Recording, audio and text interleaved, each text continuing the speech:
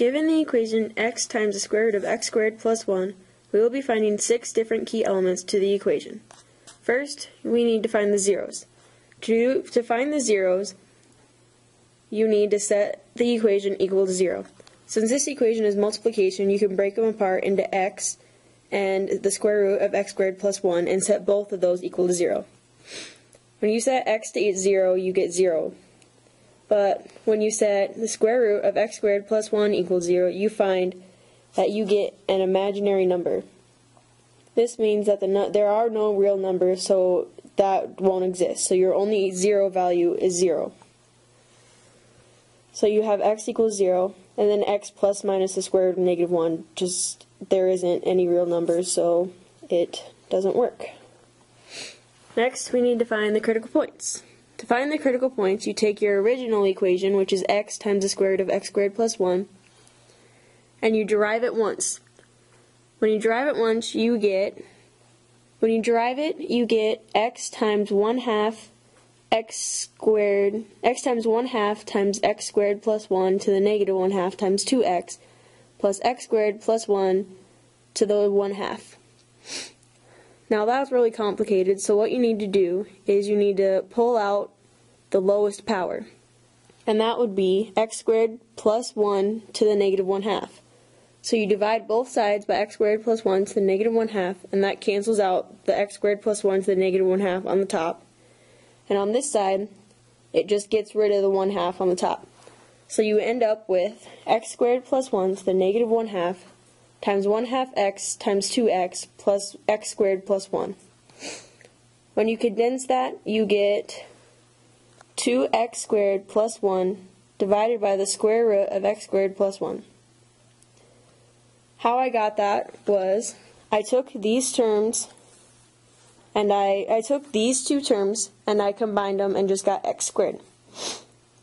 And then x squared plus x squared is 2x squared, and then just plus the 1. And with this, you can cross the line and change the sign. So when you put it on the bottom, it would be x squared plus 1 to the 1/2. So you can just change that into x squared plus the square root of x squared plus 1. Once you've found your equation, you set it equal to 0. With this, you set the top equal to 0 and you set the bottom equal to 0.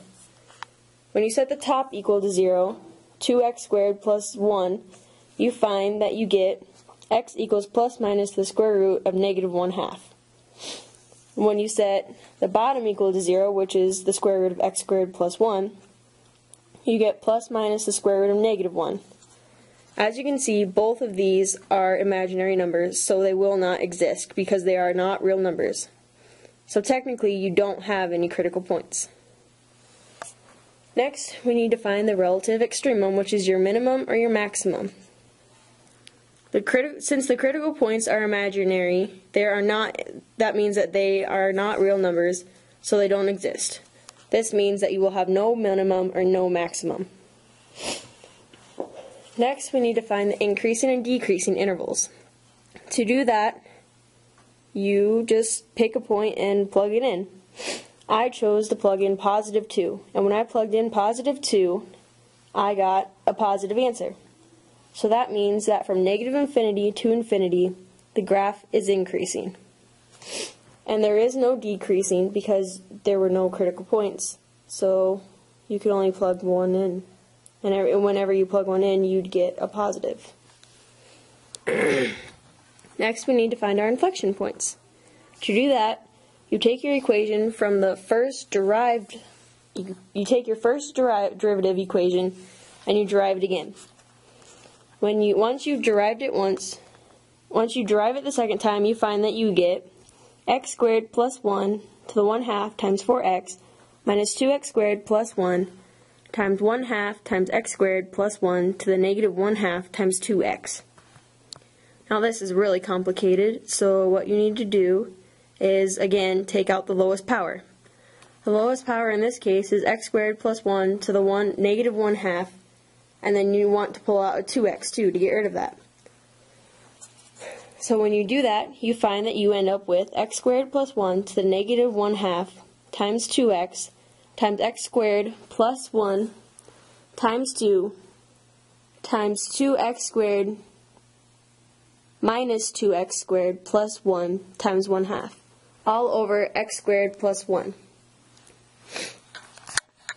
When you condense this, you find that you get x squared plus 1 times 4x minus x squared plus 1/2 over x squared plus 1 times the square root of x squared plus 1.